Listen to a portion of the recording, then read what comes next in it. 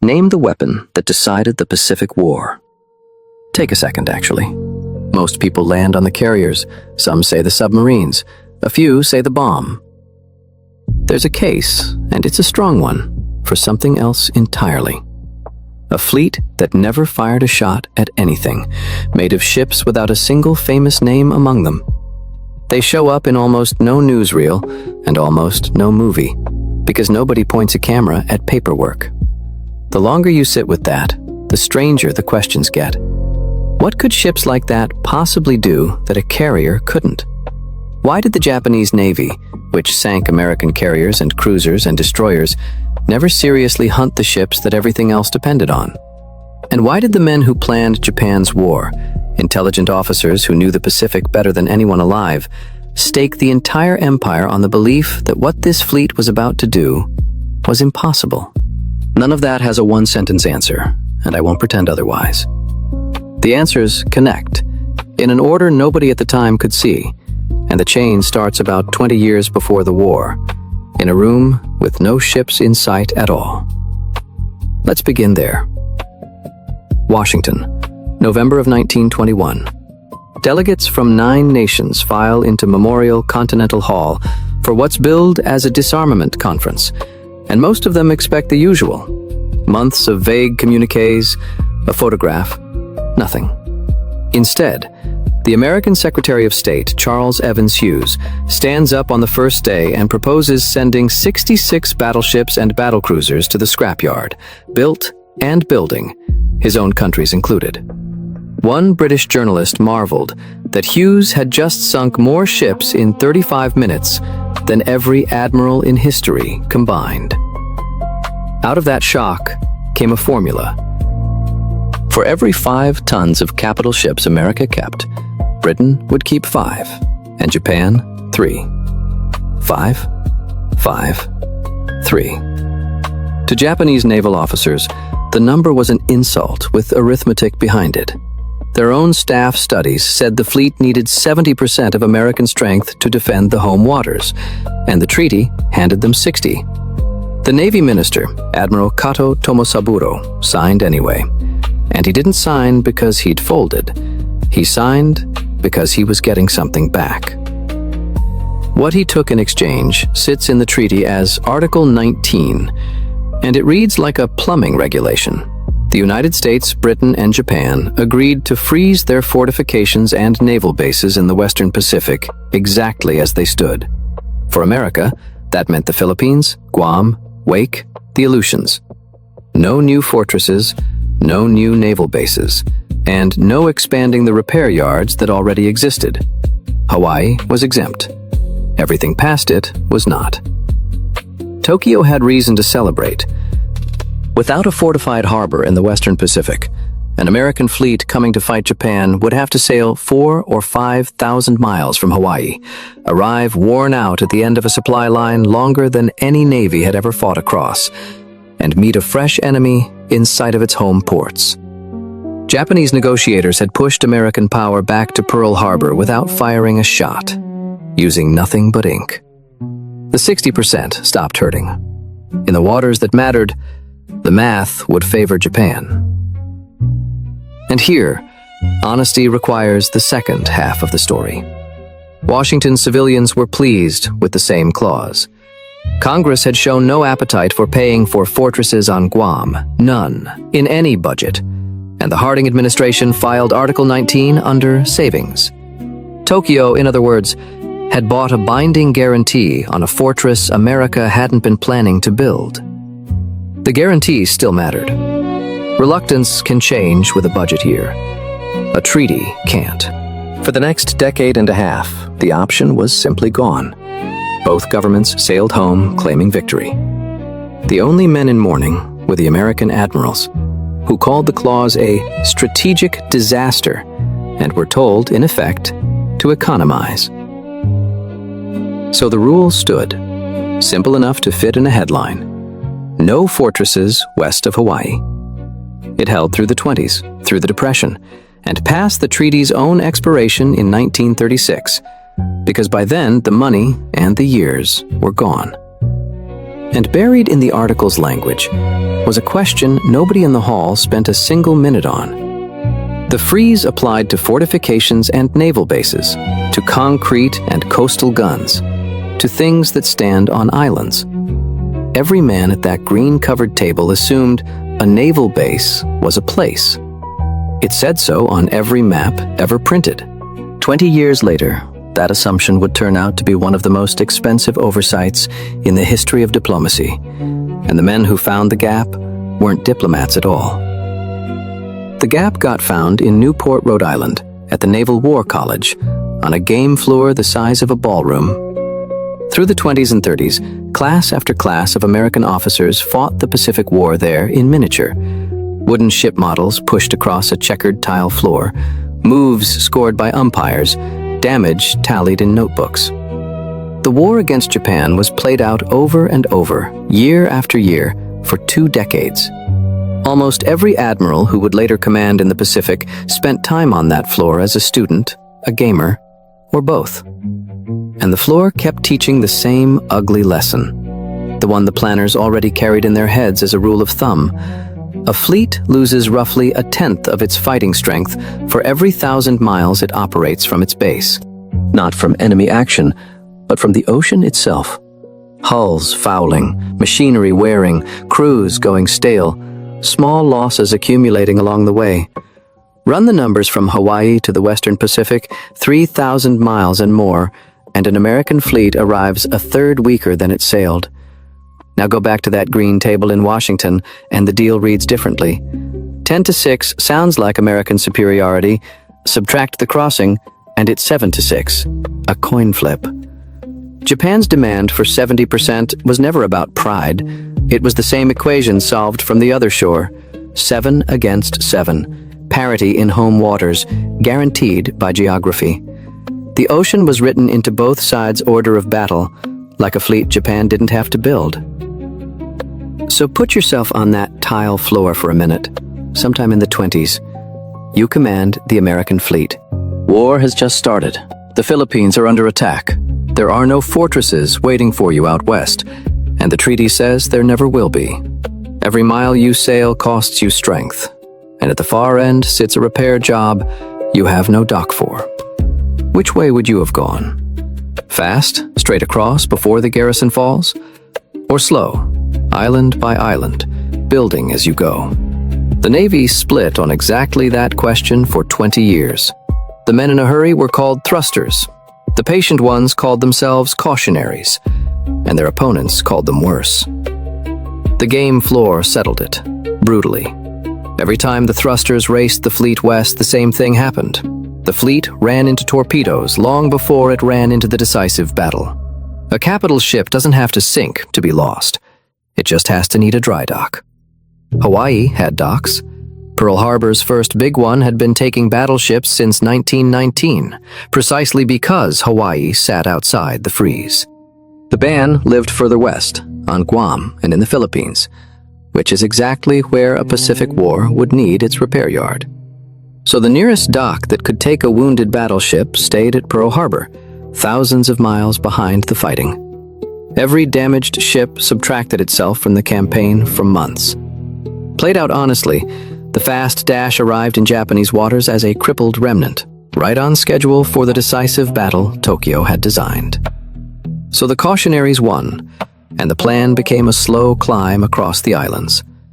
That verdict carried a cost the planners preferred not to say out loud. The garrison in the Philippines was now waiting for a fleet that would not be sailing to the rescue, but fighting its way toward it, island by island. And the arithmetic priced that fight at 2 years or more. The fortress side of that equation is its own story. Underneath the argument, though, both camps kept hitting the same wall. The planning papers of the early 20s had already spelled out the requirement in plain, bureaucratic English. Victory needed a base in the Western Pacific capable of serving the entire fleet. The treaty said no such base could be built. Thrust or crawl, fast or slow, every path across the game floor ended at that locked door. And somewhere in those years, between the tile floor and the filing cabinets, the only remaining answer started to take shape. If the base could not be built out there, then the base would have to be brought along. Nobody used the word revolution. It entered the world the way most revolutions in military affairs do, as a workaround, drawn up by men trying to satisfy a rule they hated. The workaround didn't arrive as a blueprint. It had to be invented one dependency at a time, and the first dependency was fuel. In 1917, with America newly in the First World War, the Navy faced a small, unglamorous crisis. Its destroyers didn't carry enough oil to cross the Atlantic. The solution steamed out in the shape of the oiler Maumee, which stationed herself in mid-ocean and did something considered close to seamanship heresy. She passed fuel hoses to destroyers underway, in open water, ship to moving ship. The first group of destroyers crossed that way, then more. The rig, the hoses, the station-keeping math had been worked out by the ship's executive officer, a lieutenant in his early 30s named Chester Nimitz. Yes, that Nimitz. A quarter century before, he commanded the greatest fleet in history. He was, in effect, the Navy's plumber. Between the wars, the technique grew up in the fleet problems, the Navy's annual full-dress rehearsals, where whole fleets fought imaginary wars off Panama and Hawaii, and the lessons were written down with unusual honesty. Refueling at sea moved from stunt to standing procedure. In one exercise in 1929, the carrier Saratoga made a famous high-speed run at the Panama Canal and won the game. But her escorts ran themselves dry doing it, and out of the fine print of the after-action reports came a new rule. Big ships would learn to fuel the small ones from their own tanks. Piece by piece, the fleet was teaching itself to carry its own gas station. Repair was the harder half. You can pass oil through a hose. You cannot pass a dry dock. Unless, of course, the dry dock itself floats and can be towed to the war in pieces. Floating docks were an old idea. Docks big enough to lift a battleship, built in sections, hauled across an ocean and bolted together in some bare lagoon, were not. Those lived on drawing boards through the 20s and 30s, alongside designs for tenders, repair ships, ammunition ships, floating cranes, distilling ships, an entire portable industrial city filed under the flat bureaucratic label of the Mobile Base Project. The engineers had simply taken the diplomat's rule at its word. The treaty said no fortresses west of Hawaii, and the drawings complied. What they described was not a fortress, was nowhere west of Hawaii, and in fact was nowhere at all. A base with no address can't violate a clause about geography. None of it was funded, or barely. These were the Depression years, and when Congress bought ships at all, it bought ships whose names made headlines and whose guns made postcards. Auxiliaries had names nobody printed, and guns nobody feared. No admiral's career was ever made commanding a self-propelled barge. No hometown paper ever ran a photograph of a fleet oiler, and every budget season the portable city lost, politely, to things that photographed better. What kept it alive was a thin layer of true believers in the bureaus and at Newport, filing updated drawings nobody asked for year after year, on the theory that one day somebody would ask in a hurry. Somebody asked on the 8th of December, 1941. The treaty had been dead for 5 years by then, but its work was done. The Western Pacific held no American fortress. The drawings still smelled of the filing cabinet, and much of the battle line that was supposed to test the theory was sitting in the mud of the one great harbor the Washington freeze had left America. Before the year was out, command of what remained passed to a new admiral, flown out to Pearl in the flat, gray days after the attack.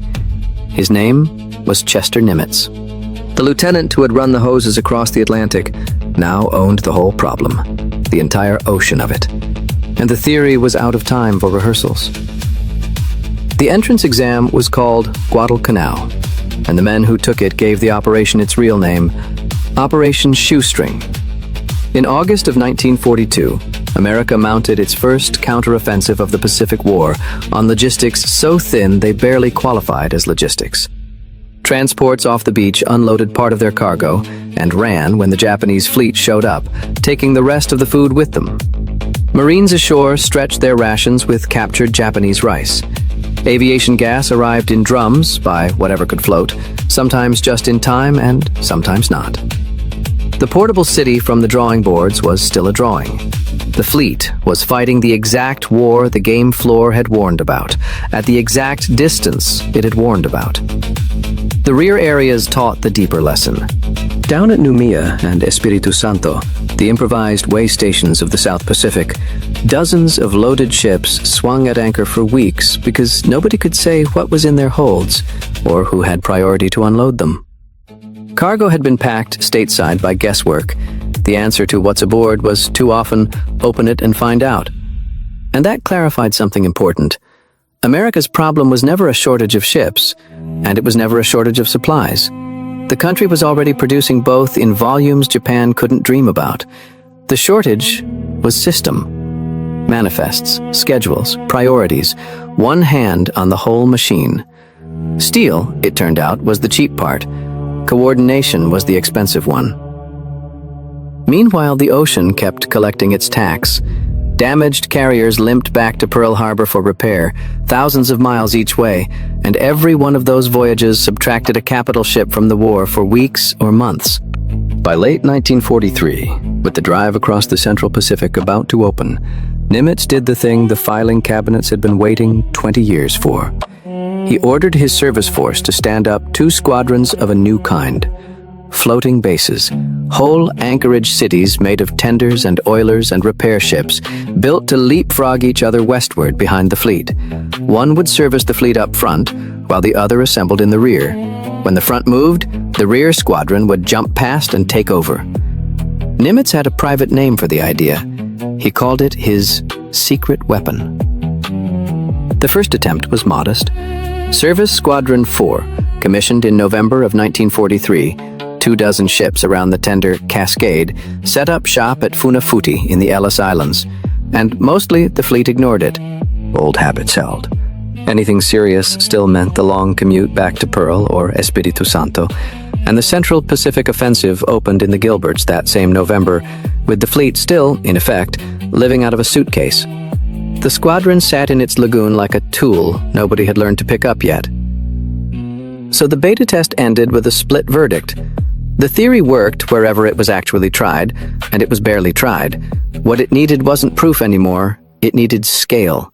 A real anchorage on the road to Japan, and one officer with the particular, unglamorous genius required to run a floating city of several hundred ships as a single machine.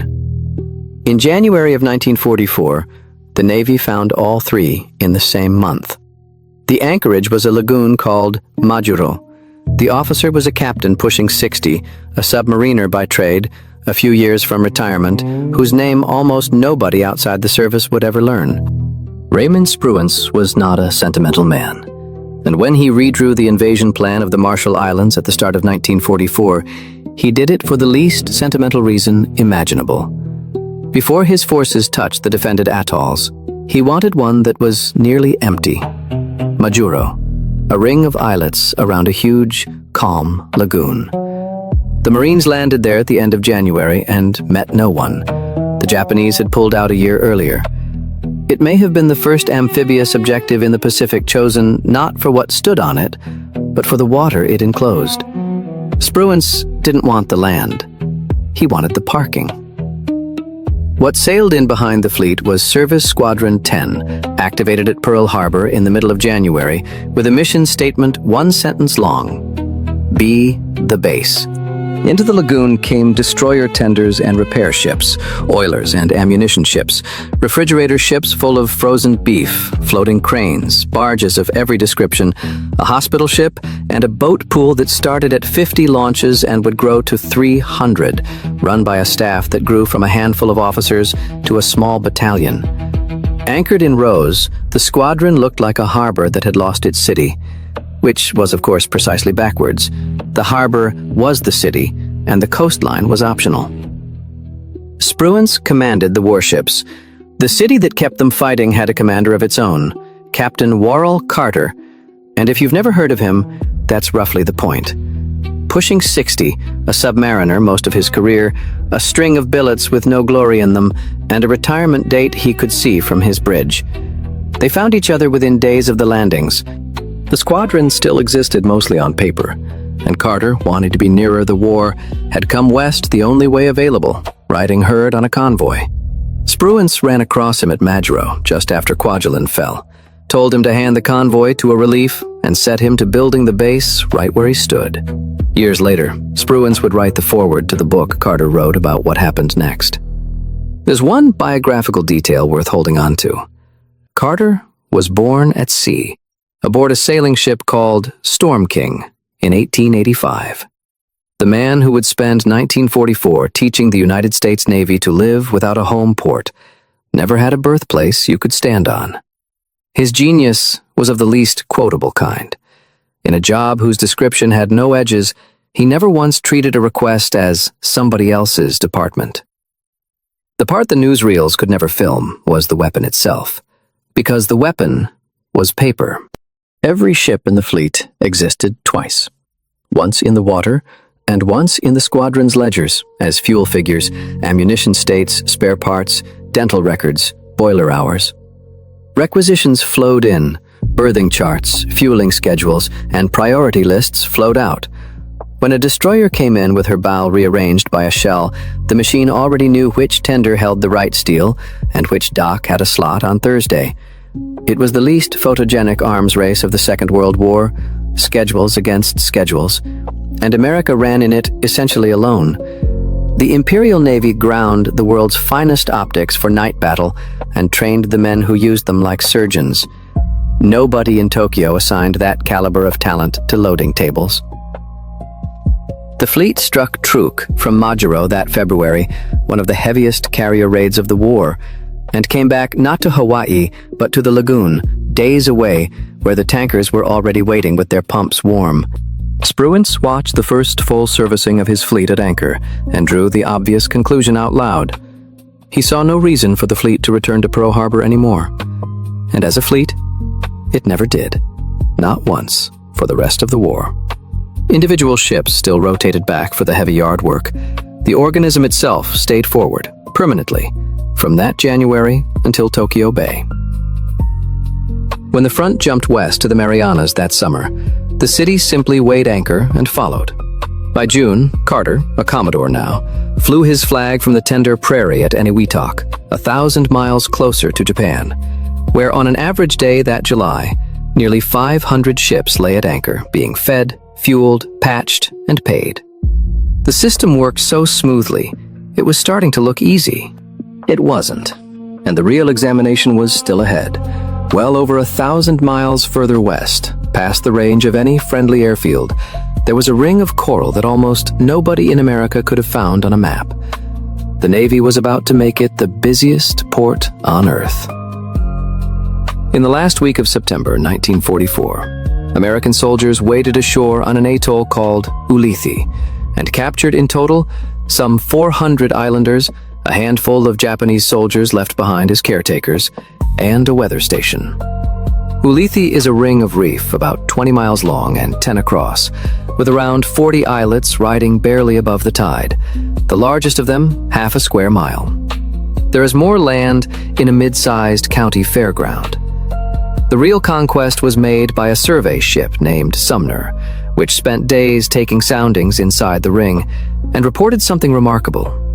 The lagoon could shelter 700 ships, more than Majuro, more than Pearl Harbor itself, and it sat 360 miles from Guam, 850 from the Philippines, 1,300 from Tokyo.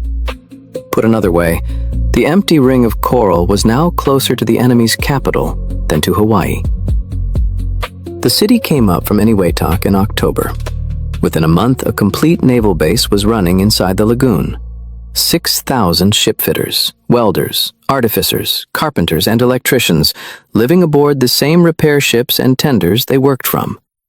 The repair ship Ajax carried an air-conditioned optical shop and could pour alloys to order. The Abitan looked like a tanker and was actually a floating waterworks and bakery, turning out fresh water, bread, and pies.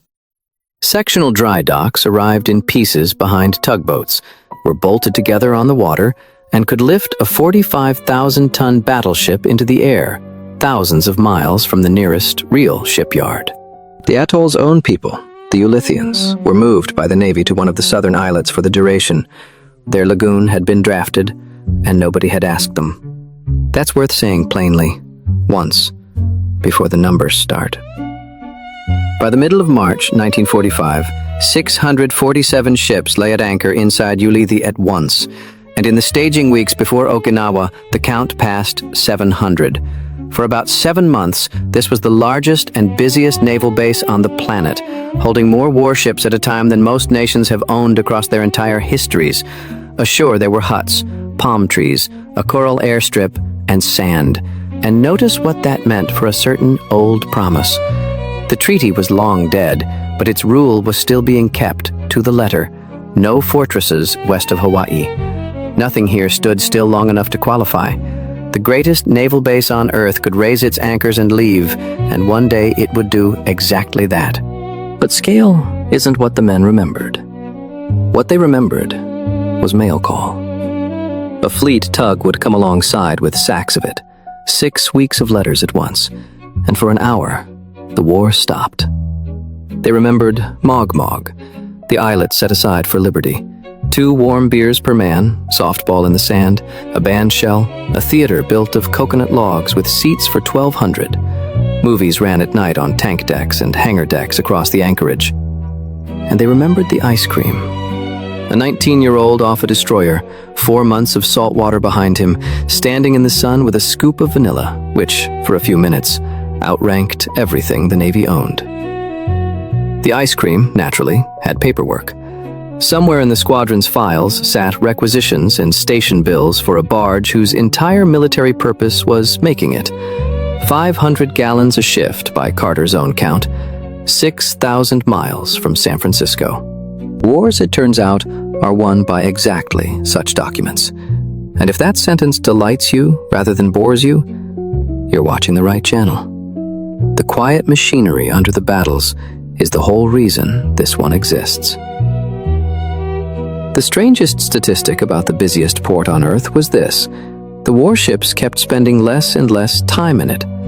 Stays that had once run weeks shrank to days. The carriers came in, drank, rearmed, and were gone. The fleet wasn't settling into its new home. It was outgrowing the whole idea of one. Because by the winter of 1944, the system had begun its last and boldest step. The one the pre-war theorists had barely dared to write down. If the base can follow the fleet to an anchorage, why can't it follow the fleet to sea? For about 300 years, every navy on Earth lived on a leash. A fleet could sail out for a few weeks, a couple of months at the outside, and then something always pulled it home. Food, water, coal, oil, fouled hulls, worn machinery, empty magazines. The leash had different lengths in different centuries, and it always held. By the end of 1944, the United States Navy had shortened its own leash to the few days' run back to Ulithi. One step remained, and it was the step that broke 3 centuries of habit. Stop coming back at all. Fuel by then was the solved half. Oiler groups steamed on standing schedules, met the carriers at dawn between strike days, and pumped them full while both ships held course and speed. The unsolved half was ammunition, and Raymond Spruance had done the arithmetic that made it urgent. Carriers striking Japan would empty their magazines in about 3 days. The round trip to Ulithi ran some 2,000 miles and 12 days. Net result? 6 days of war per month, and not because of the enemy, but because of the calendar. The most powerful fleet in existence was being rationed by its own driving distance. The pre-war experts had rated the transfer of heavy ammunition between moving ships in the open ocean somewhere between reckless and impossible. Tons of shells and bombs swinging on lines over gray water, 2 hulls rolling out of phase. Spruance ordered it solved anyway. A team under Captain Burton Biggs adapted the winch work of a pier to ships underway, and on the 23rd of February, 1945, the ammunition ship Shasta ran the first underway ammunition replenishment in the Navy's history. A new squadron, Service Squadron 6, had stood up at the end of 44 to make at-sea delivery a trade of its own. The last cable to the land was cut. The rhythm that emerged looked like this. The task force struck for a day or two, ran all night, and met the logistics group at first light. On the big days, as many as 100 ships lined up along a 40-mile front, and the carriers threaded through them like customers through a market. Alongside an oiler, break away. Alongside an ammunition ship, break away. Alongside a stores ship, and back toward Japan. Down the high lines between hulls went everything a floating society requires: mail, drums of lube oil, aircraft drop tanks, replacement pilots, passengers, and on occasion Japanese prisoners of war, riding a chair over the wave tops. 2 nights and a day out of combat instead of 12. Off Okinawa in the spring of 45, the fast carriers held their station for roughly 2 months without a break, which no fleet in history had done, and by then hardly anyone aboard thought of it as remarkable. The system peaked in July 1945 in what was probably the largest replenishment at sea ever conducted. Over 2 days, more than 100 ships took aboard some 6,400 tons of ammunition, close to 400,000 barrels of fuel oil, 1,600 tons of stores, 99 replacement aircraft, and 400 fresh men. All of it in open ocean within striking range of Japan. Somewhere between Majuro and that July, a plain fact had settled over the Pacific, so large it was easy to miss. The fleet never went home. The war ended with the ships still out there, and the harbor, all along, had been the thing doing the traveling. From the summer of 45, the machine looks untouchable, and it's tempting to tell the story that way. It wouldn't be true. Before it reached that perfection, the system passed through the worst 3 weeks of its life at the end of 1944, and took the only 2 real blows it ever absorbed. They came 28 days apart. The first one came from the enemy. Rewind to the 20th of November, 1944. Dawn at Ulithi. Reveille just sounded, the anchorage starting its morning routine. At berth 131 lay the fleet oiler Mississinewa, and 4 days earlier she had filled her tanks nearly to the brim. About 400,000 gallons of aviation gasoline, 9,000 barrels of diesel, 90,000 barrels of heavy fuel oil. A floating tank farm, crewed by nearly 300 men, most of them still in their bunks. On that particular morning, she may have been one of the most flammable objects on Earth. Weeks before, 2 Japanese submarines had sailed from home waters with something new lashed to their decks. The weapon was called kaiten, and it was a torpedo grown large enough to hold a pilot. A young man sealed inside, steering by periscope, with no procedure for coming back. The 2 boats carried 8 of them to the waters and destroyed 18 aircraft. Among the men who fought it was a young officer named Gerald Ford, 30 years from the presidency. He remembered the loose planes careening around the hangar deck like pinballs, and he remembered his own closest moment. A roll flung him flat across the flight deck, and only the catwalk rim at its edge stopped him short of the ocean. Destroyers rolled past 70 degrees, hung there, and some came back. Water went down funnels and killed boilers. Without power, there was no steering, and without steering, a ship simply lay in the trough and took it. 3 destroyers did not come back from their rolls. Hull and Monaghan, old ships grown top-heavy with wartime gear, and Spence, riding empty with her ballast pumped out for the fueling that never came. Across the fleet, 790 men died that day, and 146 aircraft were smashed or blown overboard.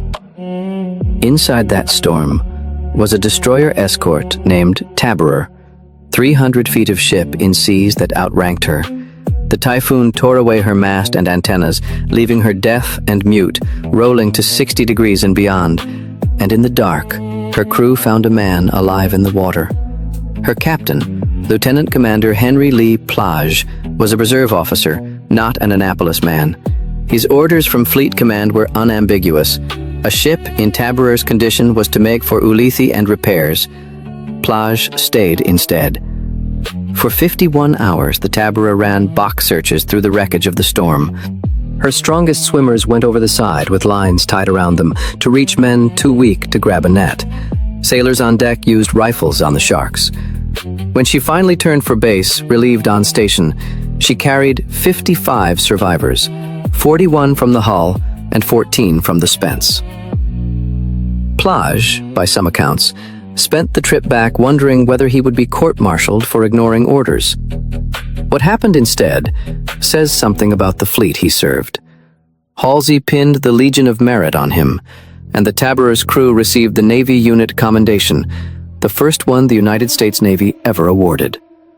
All told, just over 90 men came out of the water alive, and more than half of them owed it to one small ship whose captain had decided, on his own authority, that the men still in the water outranked the schedule. 8 days later, the day after Christmas, a court of inquiry convened at Ulithi to establish how the world's most powerful fleet had lost 3 ships to weather. Note where it sat, aboard the destroyer tender Cascade, a Service Squadron 10 ship. The system investigated its own worst failure in its own living room. With Nimitz in attendance, the court found errors of judgment committed under the stress of war operations and stopped short of negligence. Then the machine did what it did best. It metabolized the lesson. New weather stations went up across the captured islands. Weather centrals opened at Guam and Leyte, and the forecasting that had failed the fleet in December was rebuilt by spring. Nimitz put the cost plainly: a heavier blow than the fleet could expect from anything short of a major battle. So the ledger of the Fleet Trains War holds exactly 2 entries written in blood, and the arithmetic between them is strange. The enemy, with all its skill and courage, reached the system once and took 63 lives. The weather took 790 in an afternoon, and it got its opening not through malice, but through an assumption that the fueling schedule outranked the ocean it ran on. The only force that ever truly broke the rhythm carried no flag, and the system's finest hour, inside that same storm, was one reserve officer setting the rhythm aside. Machines don't learn that kind of lesson. Institutions occasionally do. Which brings us back, at last, to where we started. A room with no ships in sight, and the quest off Ulithi. In the dark of that morning, most of the 8 failed, jammed by their own machinery or lost against the reef. One did not fail. At 13 minutes to 6, it found the Mississinewa. The torpedo's charge touched off the aviation gasoline, and the gasoline touched off everything else. Within minutes, the oiler was wrapped in her own cargo, burning on the water around her, flames standing 100 feet over the masts. And then the anchorage moved. Whaleboats and launches put out from every ship in reach and rowed toward the fire, not away from it. Fleet tugs shoved their bows into the heat with hoses running. A float plane taxied through channels of burning oil, and its crew hauled 20 swimmers aboard a machine built to carry 3. Men from neighboring ships went into the water after strangers. 63 of the Mississinewa's crew died that morning, most of them in the forward berthing spaces, in or near their bunks, asleep when the war reached them. The Kaiten's pilot died with them. A few minutes before 9, the ship rolled over and went down, and one account from that day preserves the detail this whole episode turns on. A quarter of an hour after she sank, the fire on the water was out, and the anchorage was quiet again. What happened next is why this story belongs in this episode. The anchorage counted its dead, moved some moorings, thickened the nets and the patrols, and met that day's fueling schedule. Japan had reached the fleet train, for the first time and, in truth, for the only fully successful time in the entire war, and the needle of the machine barely moved. Measured against the system, the blow all but vanished by nightfall. Measured against 63 families, it never would. Both of those things are true, and the distance between them is the exact size of what America had built in that lagoon. And in Tokyo, the strike produced its strangest consequence. The fireball had been enormous, And by the time the observers' reports traveled up the chain, the word was that 3 aircraft carriers had been hit. On the strength of that report, the Kai-10 program was expanded, and more young men were sealed into steel tubes for missions that would sink almost nothing for the rest of the war. Japan's one true blow against the system fed its own command a fiction, and the fiction consumed its own sons.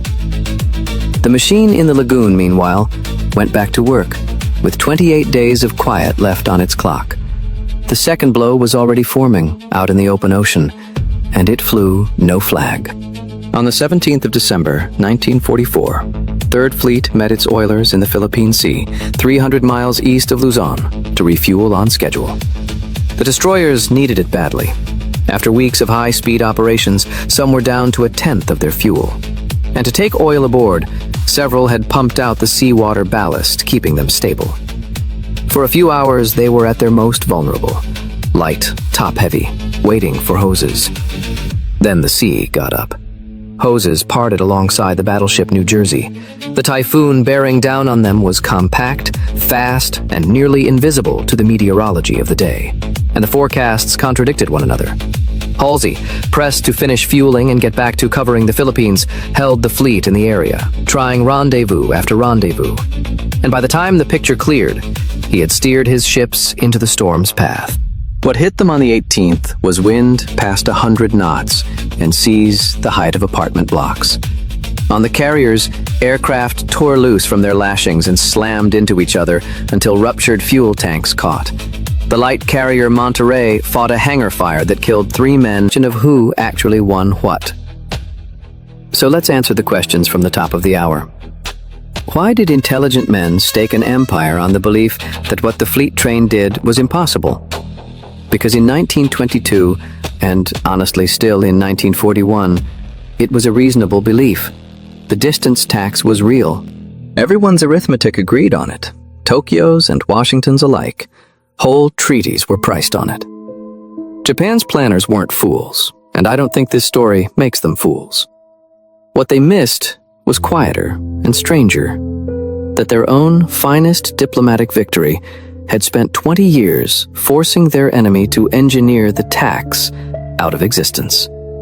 Because a fleet that is forbidden to build fortresses will eventually build something better than a fortress.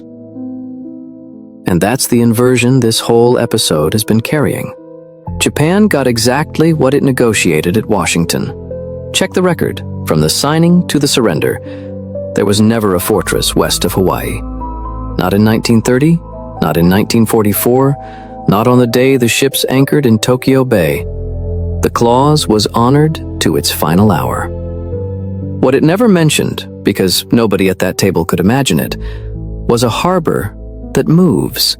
Tokyo won the negotiation, and the negotiation, patiently, over 20 years, built the fleet train. Why did the Imperial Navy never seriously hunt that train? Because a fleet built around one decisive battle aims at what it worships, and it worshipped warships.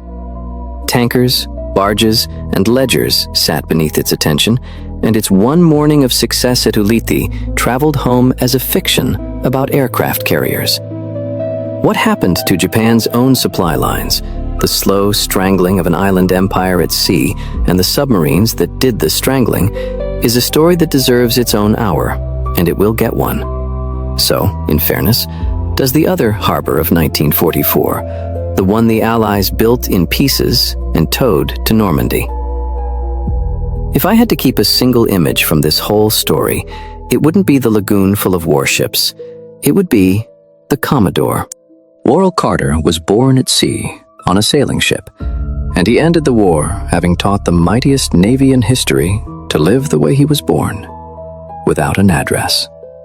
Afterward, he sat down and wrote the story himself, in a book that took its title from Halsey's New Year message of thanks to the squadron for the beans, the bullets, and the black oil that came promptly on every request. He retired a rear admiral and disappeared from public memory almost completely. And I think he'd have said the ledgers were never really about fuel. What the system actually delivered was time. Months of it at sea that no fleet had ever had before. And mail. And ice cream. And, when it was finally over, the ability to bring everyone still alive home. What I take from this whole 20-year arc is the reason this channel exists. Constraints don't just limit institutions, they instruct them. The Washington Clause was read in Tokyo as a wall, and in Newport as a specification sheet, and the difference between those two readings decided an ocean. The decisive weapon of the Pacific War never fired a shot, because it wasn't built to destroy anything. It was built to delete an assumption. And there's a living footnote. Every Navy that fuels at sea today, anywhere on Earth, is still running the hose rig a young lieutenant worked out on the Maumee in 1917. And one thing needs saying straight before the sign-off. Nothing in this episode subtracts an ounce from the men who did the fighting. The pilots, the Marines in the surf, the destroyer crews, the soldiers ashore. Their courage is the part of the war that never needed explaining. But courage burns fuel, eats rations, and shoots off its ammunition in 3 days. And history is severe on nations that remember the brave and forget the barges. The men fought the battles. The system made it possible for them to keep fighting until the battles were won. The ledger of this war has more pages like this one, written in schedules and ink instead of gunfire, and the mirror image of this story is still open. What happens to an island empire when its own sea lines are cut, one tanker at a time? If quiet machinery is your kind of history, subscribe and stay close. This has been Strategic Blueprint. The fleet came home in the end. The harbor never had to.